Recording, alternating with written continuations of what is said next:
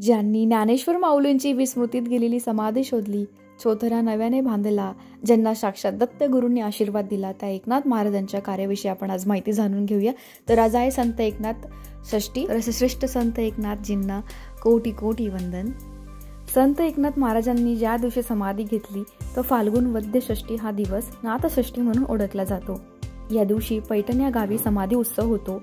त्यावेळी भरणाऱ्या यात्रेला लाखोंचा जनसमुदाय नाथांच्या समाधीच्या दर्शनाला येतो.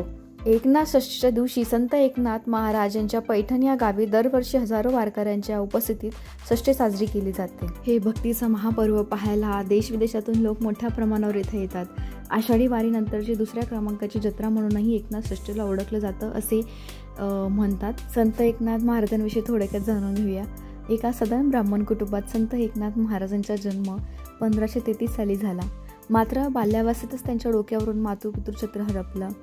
मात्र घरातूनच विठ्ठल भक्तीचं बाळकडू मिळालेल्या एकनाथ महाराजांनी देवगिरी येथील जनार्दन स्वामी यांना आपले गुरु मानले. त्यांच्याकडूनच एकनाथांनी वेदांत, योग, भक्तियोग यांचे शिक्षण घेतले होते.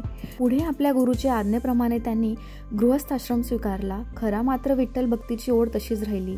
त्यांच्या या श्रद्धेने त्यांना साक्षात दत्तांनी दर्शन दिलं होतं. ज्ञानेश्वर माऊलींनी समाधी घेतल्यानंतर जवळपास 250 वर्षांनी एकनाथ महाराजांचा जन्म झाला. माऊलींची विस्मृतीत गेलेली आळंदीतील समाधी एकनाथ महाराजांनी शोधून काढली आणि माऊलींची महती पुन्हा एकदा जगासमोर आणली. त्यानंतर काही काळ रखडलेली वारकरी संप्रदायाची आळंदीची वारी पुन्हा एकनाथ महाराजांनी सुरुवात केली. नाथषष्ठीला पैठण येथे यात्रा भरते आणि एकनाथ महाराजांच्या पादुकांना स्नान घातलं जातं. 300 पेक्षा जास्त दिंड्या पैठण इथं आलेल्या असतात. वारकऱ्यांच्या मुखी एकनाथांचा घोष चाललेला असतो. शेकडो वारकरी आपल्या खेळण्यात तल्लीन झालेले असतात.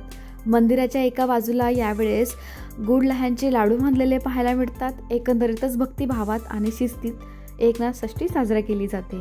एकनाथ महाराजांना एकनाथ षष्ठी निमित्त विनम्र अभिवादन. Thank you so much. जर तुम्हाला हा व्हिडिओ आवडला असेल तर शेअर करा, लाईक करा, सबस्क्राईब करा. Thank you so much. Lots love you.